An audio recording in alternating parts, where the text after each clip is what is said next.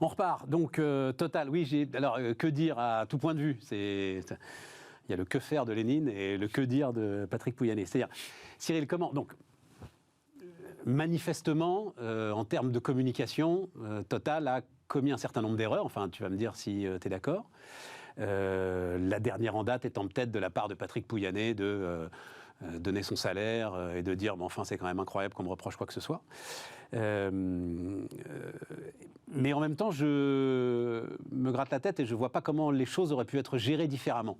Donc, comment est-ce que tu as regardé cette séquence? Moi, la séquence, pour moi, elle commence, je vais te dire, elle commence, l'annonce donc d'un dividende exceptionnel, au moment de plus de 2 milliards, au moment où ils savent, eux le savent très bien, qu'ils ont un vrai conflit sur les salaires, sur les bras. Voilà. Et c'est là où je me dis, peut-être pas gérer ça au mieux. Bah, si tu fais allusion à son tweet, il a vraiment fait tout seul, son tweet. Enfin, en tout cas, en interne, ils assument pleinement sa responsabilité. Oui, mais donc moi, il est assez comme ça, d'ailleurs. Oui, tout à fait. Donc c'est pour ça qu'on reproche suffisamment aux dirigeants de, entre guillemets, jamais être transparents, d'être toujours se réfugier derrière de la langue de bois absolue pour ne pas saluer quelqu'un qui dit les choses telles qu'il le pense. Bon, voilà. Après, effectivement, moi, ce que j'ai trouvé plutôt maladroit, c'est de se comparer par rapport aux autres du CAC. C'est peut-être un détail, mais c'est, je veux dire, dans ce cas-là, on se compare pas. Enfin, en gros, c'est croire qu'il était au milieu. Ça, je trouve que ça n'avait pas grand sens. Pourquoi c'est le cas Oui, c'est le cas, mais c'est pas. Enfin, je pense pas que ce soit le truc le plus habile. La réalité, c'était simplement que c'est vrai que par rapport aux critiques qui disaient il s'est augmenté de 50%, c'était un retour à la normale, puisque. Mais oui, mais enfin, c'est là où, il y a une perception de la réalité qui est peut-être pas la bonne. Que ce soit la normale pour un patron du CAC, ça peut jamais être la normale pour les gens qui vont recevoir ce tweet. C'est pas au dîner du siècle, quoi, qu'il le dit, tu vois, c'est largement et publiquement, quoi. C'est effectivement une méconnaissance de qui reçoit les réseaux. Qui reçoit le message, c'est la base de ton métier, quand même. Oui, tout à fait. Non, mais c'est clairement une erreur, mais en même temps, moi, j'ai trouvé sur le moment plutôt franc, et je peux pas m'empêcher d'aimer la franchise chez les dirigeants. D'accord. Donc voilà. Bon, accessoirement, c'est vrai que Total, de toute manière, il y aura toujours un problème avec Total. Ouais. C'est indémerdable, pardon pour l'expression, mais c'est même pas une question de com ou de crise. C'est impossible à expliquer. Ouais. C'est un modèle déjà qui en soi est impossible à expliquer. Entre je gagne de l'argent de temps en temps en exploration-production, de temps en temps à la pompe, rien que ça déjà c'est compliqué. Il faut quand même voir le patron de Total, il a un rôle majeur dans le monde. Enfin, je veux dire, c'est une réalité. Hein. Il est reçu comme un chef d'État. Bien sûr. Il a vraiment un rôle extrêmement important. Alors, et c'est là où je termine là-dessus. C'est vrai que dans ce cas-là, c'est pas vraiment à lui de dire les choses un peu brutalement. Donc, c'était assez maladroit. Et puis, l'autre maladresse, c'est que c'est jamais un patron de s'exprimer sur sa rémunération, mais au conseil d'administration. Ça, c'est clair que là-dessus, il fallait éventuellement que Total, pour le coup, fasse un vrai communiqué pour rétablir la vérité des chiffres. La direction de la communication, voilà. Mais en dehors de ça, sur les montants, de toute manière... Oui, mais alors, c'est toute la séquence, moi, qui m'a... Parce qu'il y a ce dividende exceptionnel. Il y a derrière balancé que les gars gagnent 5 000 balles par mois, ce qui, visiblement, est plus compliqué que ça. Enfin, bref, j'ai pas regardé après dans le détail, mais j'ai trouvé ça moyen. Même chose. Ça, il les a chauffés, oui. Ouais, et puis, t'apaises pas du tout la situation en balançant un truc comme ça. Mais j'entends ce que tu dis, c'est-à-dire... de toute façon, foutu pour foutu, autant qu'on dise la vérité, de toute façon, personne nous aime, on continue à... c'est un peu ça, ouais, c'est un peu ça. Au moins, ce sera dit une fois pour toutes. Au moins, ce sera dit une fois pour toutes. On n'a rien à gagner de toute façon en termes de communication, on n'y arrivera pas. Non, c'est impossible aujourd'hui. Enfin, je veux dire, Total ne peut... Enfin, c'est impossible d'expliquer la réalité de cette entreprise aux Français. Pourquoi c'est impossible? Non, mais parce que c'est extrêmement... Enfin, c'est pas uniquement... Enfin, pour beaucoup, Total, c'est la pompe à essence pour la plupart des gens, mais c'est pas du tout que ça. C'est aussi un vrai travail de recherche, de diversification. C'est un momentum qui est pas du tout... qui est compliqué. C'est-à-dire qu'à court terme, bien sûr, ils vivent encore sur le fossile, mais... ils sont en train de faire un virage très, très important. Et ce qui est étonnant, moi, je me rappelle de la fusion, de l'OPA de Total sur Elf à l'époque, ça ne nous rajeunit pas. Non. Et ce qui était assez stupéfiant, c'est que c'est vraiment Total avait le sens du timing à cette époque-là. Ils avaient pris Elf au moment juste de petite faiblesse de Elf par rapport à l'exploration-production, la mise en production de nouveaux sites pétroliers et autres. Et donc là, les analyses disaient ah oui, c'est pas bête. Donc en fait, ils avaient bien le sens du timing. C'est Thierry Desmarais à ce moment-là qui fait le truc. Et maintenant, c'est eux qui sont dans le timing, dans le mauvais timing. Et sur la pompe à essence, qui ne va pas de soi, il n'est pas évident qu'une compagnie pétrolière ait des pompes à essence, des stations essence au bord des routes. Non. C'était un choix, moi j'en avais discuté avec Christophe de Margerie, qui disait que c'était un choix qui ne rapportait rien, mais il dit il faut que nous soyons fiers de distribuer notre produit. Si on n'est pas fier de distribuer notre produit, c'est toujours cette histoire compliquée de quête de sens, etc. et tout, et on n'était pas dans la prise de conscience climatique dans laquelle on est aujourd'hui. Mais ça a été un choix de Margerie très fort à un moment. En communication, ils auraient mille fois moins de problèmes s'ils étaient simplement Exactement. Exploration-production. Exactement. Wilfried, tu regardes ça comment ? Moi, ce que je trouve assez paradoxal, c'est que finalement, c'est le Parisien et Kylian Mbappé qui a sauvé. Allez, combien c'est ? 650 millions J'ai oublié le chiffre. En fait, moi, j'ai regardé le chiffre. En fait, hors prime de fidélité et bonus à la signature, donc vraiment son salaire brut, Kylian Mbappé gagne en un mois ce que Patrick Pouyanné gagne en un an. Voilà. C'est simple. La différence, mon cher Wilfried, c'est que Mbappé, il le prend au Qatar. Le Qatar a les poches pleines. Ils font ce qu'ils veulent de l'or. Mais bien sûr, mais en fait, en termes d'impact médiatique, aujourd'hui, la référence, il n'y a qu'à voir les réseaux ce matin, la référence, c'est le salaire de Kylian Mbappé. Et donc, à un moment donné, il y a des graphiques qui commencent à circuler en disant le salaire des patrons du CAC 40, le salaire de Kylian Mbappé. Alors oui, effectivement, Mais c'est une comparaison que je me suis toujours battu contre cette comparaison absurde. C'est vrai, sauf quand les chiffres deviennent dingues. Or là, le chiffre de 690 millions en 3 ans, non, mais ça a quoi de dingue Enfin, pardon, je ne pensais pas. Et alors, si ça avait été 8, si ça avait été 5, si ça avait été. De toute façon, tu es dans l'irrationnel. Oui, on est dans l'irrationnel, mais c'est toujours la même logique des médias. C'est-à-dire qu'une nouvelle chasse l'autre. Là, aujourd'hui, plus personne ne parle du salaire de Patrick Pouyanné. Enfin, à part nous, bien sûr. Ça nous intéresse encore. Juste un mot, parce que. Mais le sujet, c'est plus celui-là, en fait. C'est un grand patron qui m'avait expliqué ça. Au tout début, quand je commençais à m'intéresser à ces affaires, c'était il y a plus de 15 ans. Déjà, le salaire des patrons était à la une. Mais il dit il ne faut jamais oublier un joueur de football, et il y avait cette comparaison, un joueur de football ne représente que lui. Un chef d'entreprise. C'est ça.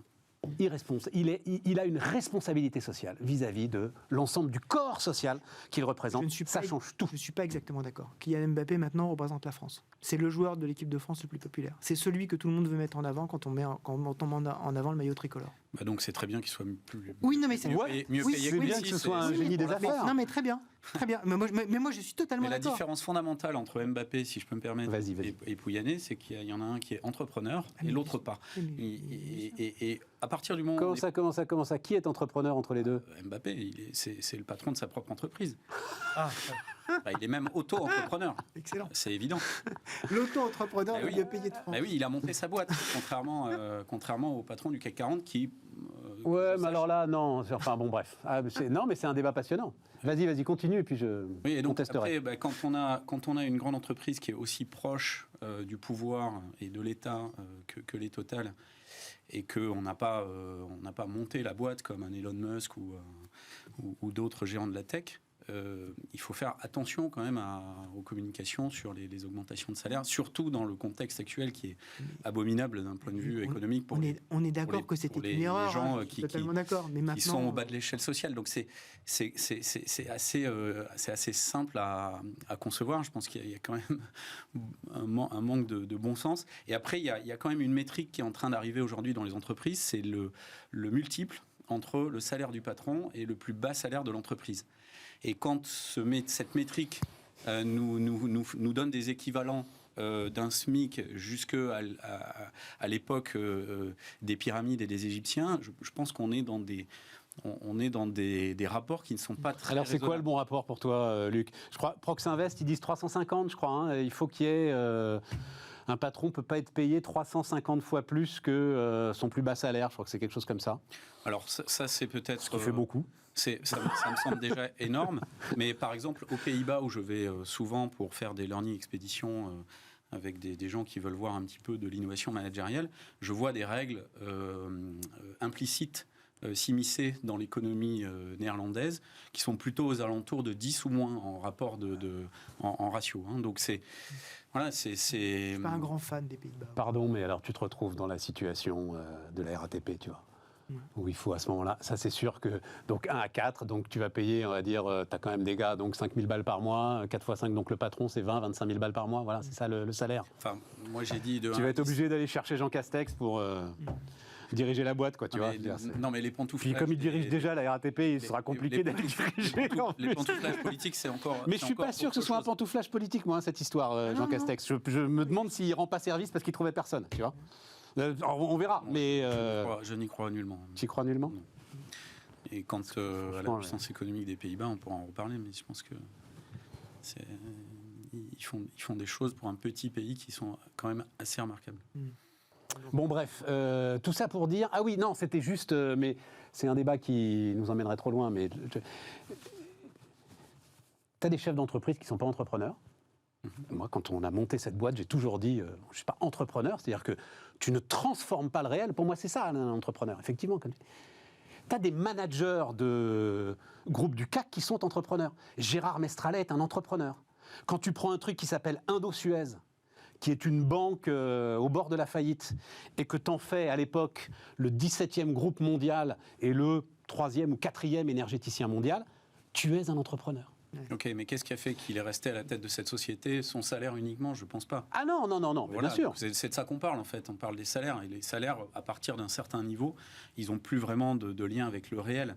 On ne peut pas imaginer qu'une personne humaine, même avec une grande famille, ait besoin de plus de 10 millions d'euros par an pour vivre correctement. Ça n'est pas très raisonnable. Et pourtant, je suis loin d'être communiste. Hein. Loin, très tiens, loin. c'est un truc, tiens, non mais tu me donnes c'est un bon chiffre, tiens, c'est un truc qu'on fera peut-être à la rentrée, tu vois, Hollande avait dit quoi, 4 000 euros, t'es riche au-dessus de 4 000 euros. Oui, il a dit ça, ouais. Et donc, t'as pas besoin de plus de 10 millions par an, c'est ça ce que tu dis 10 millions déjà, ça me semble très excessif. 10 millions par an. C'est le marché. Moi, je trouve que c'est le marché qui fixe. C'est le marché qui fixe. Pour ce non, mais le marché, il va être régulé par les peuples à bout d'un moment. Non, mais c'est insupportable. Pour ce type de position qui est totalement mondial, il va réguler violemment. Oui, peut-être. Mais oui. Non, mais si. Tu prends, t'emploies des termes là, non, comme ça. C'est possible, mais ce n'est pas du tout mon avis. Occupy Wall Street, moi j'y étais, si tu veux. Ils n'ont jamais été que 2000 à se faire un petit Woodstock au pied de la bourse, quoi. Enfin, ça n'arrive pas. Et quand on voit les difficultés qu'ont effectivement les pouvoirs publics pour trouver des patrons d'entreprises... Ça arrive tellement pas qu'on voit que les extrêmes sont en train de prendre d'assaut l'Europe, qui est quand même un continent plutôt modéré politiquement. Donc ça n'arrive pas, sauf que c'est en train quand même d'arriver par la voie politique. Et une fois qu'on aura des gouvernements en Europe qui sont soit d'extrême droite, soit d'extrême gauche, je pense que ça va être compliqué. D'où le fait que ce sont les Américains qui vont gagner. Bon, ça, ils ont déjà gagné. Enfin, en tout cas, je ne pense pas que le salaire du patron de Total soit le plus choquant. Mais bon. Non, mais on peut toujours faire pire. Hein. Donc, mon cher Luc, très intéressant on va voir papier du Figaro sur Orange, qui m'a beaucoup intéressé. Donc, je t'ai demandé évidemment si tu voulais bien en parler. Mais donc, malgré 9000 brevets, 8000 personnes et 700 chercheurs, Orange Innovation, c'est 8000 personnes. Je trouvais le chiffre complètement dingue. Ça me semble. C'est beaucoup, hein. Ça me semble très important. Je dirais plutôt la moitié. Ouais. T'as dirigé ça, toi, hein ? Ouais. Et 700 chercheurs, Orange Innovation n'arrive pas à faire parvenir ces technologies jusqu'à ses clients. En cause, les silos et la lourdeur des process, c'est un des chantiers prioritaires de la nouvelle directrice générale, dit le papier du Figaro. Je trouve ça très intéressant. Alors là, oui, c'est un sujet. Ce problème qu'ont les grands groupes qui nous alignent des brevets à plus savoir qu'en faire, c'était une des grandes spécialités de PSA à une époque. Ça n'a pas empêché, record des brevets, mais t'es quand même ruiné et sauvé par les Chinois d'ailleurs à l'époque et par le gouvernement. Donc ce hiatus dans lequel tu as travaillé, toi, comment est-ce que tu l'expliques ? Je suis assez d'accord avec le papier du Figaro. Je pense que c'est une analyse assez balancée.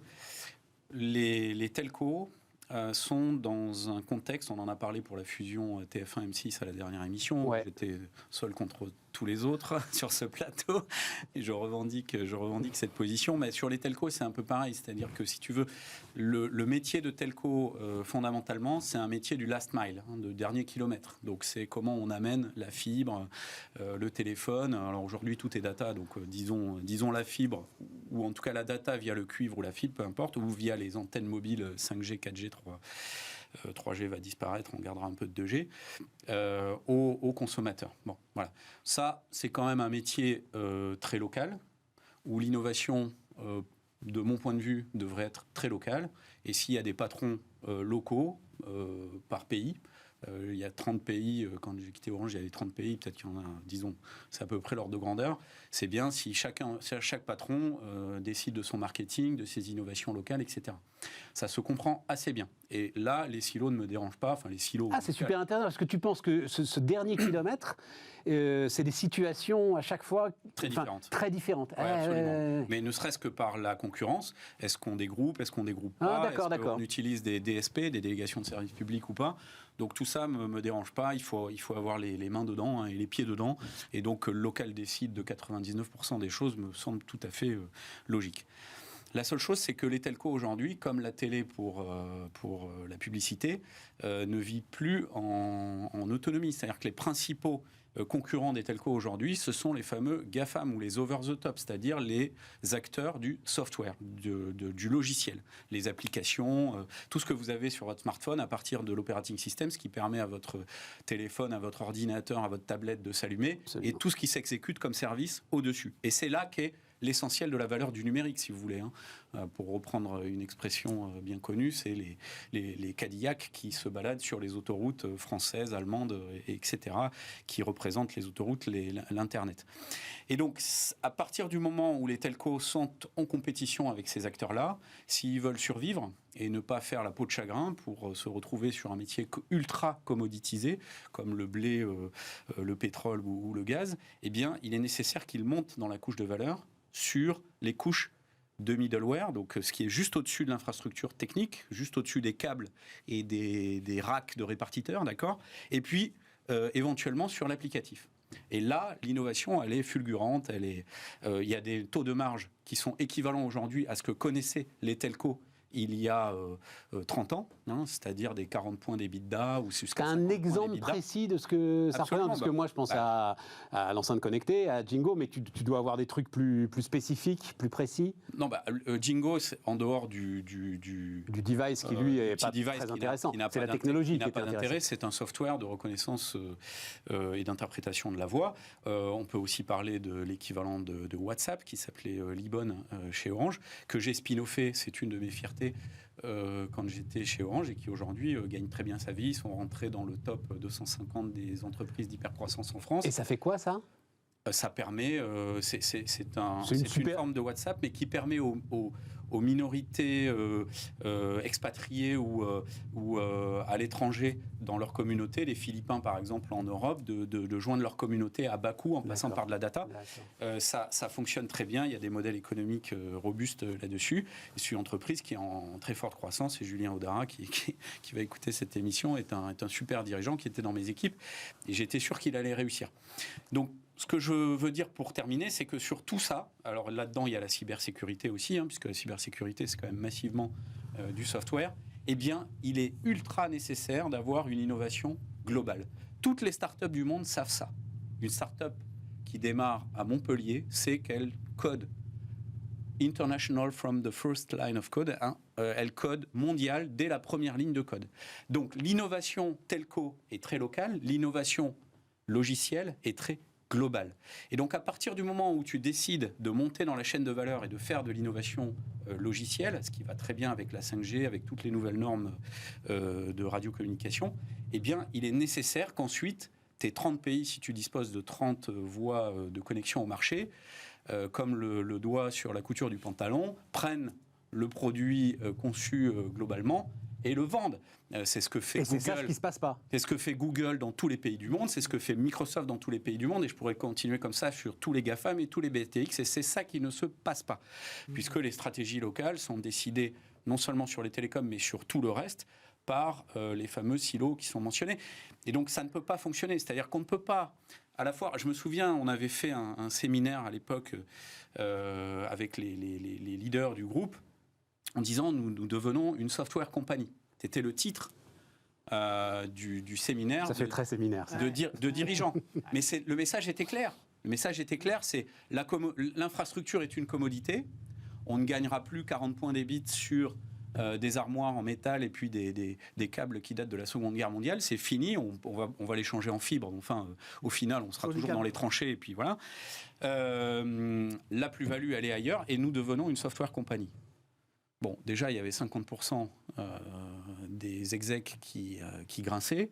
Hein, et puis ensuite, c'est OK, on est une software company, mais je continue comme avant. Donc c'est vraiment ça le sujet stratégique. Et moi, je suis très enthousiaste avec l'arrivée de Christelle Hidemans. Je pense qu'elle a la culture de son ancienne entreprise Schneider Electric qui est clairement d'avoir travaillé avec les GAFAM et d'avoir... D'accord, Luc, attends, je te bouscule un peu, mais c'est pas propre à Orange le sujet. Bah non. C'est-à-dire le sujet, tu le retrouves... Oui, mais là, ton explication, elle est absolument géniale, mais le sujet, tu le retrouves aussi chez les constructeurs automobiles, par exemple. Prenons Schneider Electric. Est-ce que tu dirais que cette entreprise est ultra innovante? Non. Ah, oui. Oui, mais Schneider Electric... Est-ce que quand tu prends Peugeot, tu considères que c'est ultra innovant? Non. Ah oui. Mais non, justement. En fait, le sujet, c'est tel que le disait Thomas Philippon. Pourquoi? Alors lui, il parlait des Allemands sur l'industrie automobile. Pourquoi est-ce que Tesla n'est pas une boîte allemande? Ils ont tout. Volkswagen a tout pour faire Tesla.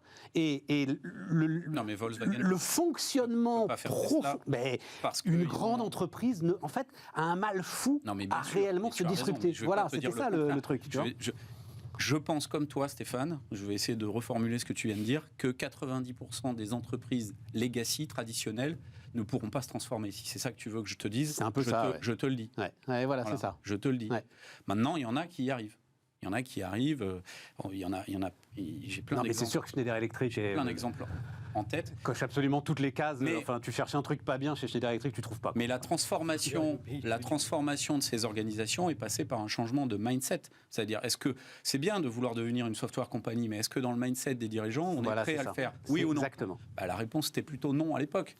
Peut-être que ça peut changer maintenant. Ouais, ce qui me frappe, c'est ce que tu dis en disant il y a déjà 50% à l'époque des membres qui grinçaient un peu, alors qu'en fait, c'est pas évident. Enfin, le raisonnement part imparable.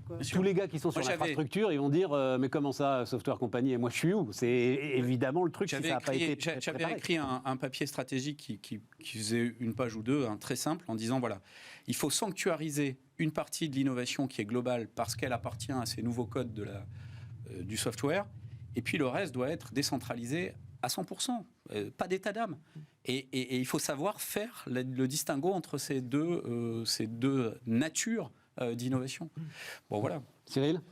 Moi, je ne suis pas du tout un spécialiste du sujet, mais j'aimais beaucoup... Des grandes entreprises, si, parce que c'est les grandes entreprises qui m'intéressent. Il y a un mot qui m'a frappé, c'est celui de spin-off, parce que je me suis dit qu'effectivement, peut-être que les grandes entreprises, quand elles ont de l'innovation, devraient raisonner dans l'idée, non pas d'intégrer, mais c'est une question que je pose, d'intégrer les chercheurs, etc., pour eux, mais plutôt les laisser aussi un peu développer de telles solutions, d'en faire après une sorte de filiale, et éventuellement qui vivent sa vie par ailleurs, sur lesquelles ils peuvent s'appuyer spontanément pour quelques raisons précises, mais peut-être justement de dire j'ai une pépite à l'intérieur, j'ai des gens qui ont une pépite, et pas uniquement de m'en servir moi-même, et c'est peut-être ça la solution, mais c'est une... Ouais, mais le sujet c'est que tu as tellement d'intérêt à l'intérieur pour en fait tuer l'innovation. Les deux exemples que prenait Philippon, c'était, je me souviens maintenant, pour l'Allemagne, donc c'était Tesla. Normalement, l'automobile allemande, la puissance de l'automobile doit faire Tesla, et la France, c'était Amazon. La France, la puissance de la grande distribution, les inventeurs de la grande distribution, les génies de la grande distribution, qui sont incapables de faire cette rupture. Déjà, là, c'est aussi une question. Dans les grands groupes, qui est à la tête du pôle innovation? C'est plutôt des marketeurs, des ingénieurs, des chercheurs En l'occurrence, moi j'étais ingénieur, ça a toujours été des ingénieurs chez Orange, heureusement, je pense. Mais globalement globalement, ça dépend. Si la boîte est tech, en général, c'est un ingénieur. Ça ne me viendrait pas à l'esprit de voir un directeur de l'innovation qui ne soit pas tech. si tu veux, c'est l'équivalent plus ou moins du CTO des boîtes américaines. Enfin, et d'ailleurs, dans ces boîtes-là, souvent le CTO a plus de pouvoir que le CEO parce que c'est quand même lui qui amène la valeur, quoi, hein. C'est comme on parlait des salaires des grands patrons. Moi, dans la Silicon Valley, il y a des développeurs qui gagnent plus que le patron et c'est absolument pas choquant pour ces raisons-là, parce que c'est la tech qui tire l'innovation mondialement aujourd'hui, hein, clairement. Non, mais c'est quand même... Enfin, pardon, hein, pourquoi est-ce que je voulais qu'on parle de ça? C'est donc succession de crises, accélération du temps économique, accélération des innovations, etc. Et notre modèle, quand même, est pas mal appuyé, même si beaucoup font mine de l'ignorer, pas mal appuyé sur notre CAC 40, sur un certain nombre de grands groupes. On n'a pas l'échelon intermédiaire, on le répète 10 fois, 100 fois, 1000 fois. Et donc, je pense que là, on a un sujet de fragilité supplémentaire. Comme si on en manquait, je pense qu'on a un sujet de fragilité supplémentaire. Voilà. C'est clair. C'est clair. Et bon, moi, j'en ai spin-offé d'autres, hein, pas seulement Libon. On avait une signature électronique, par exemple.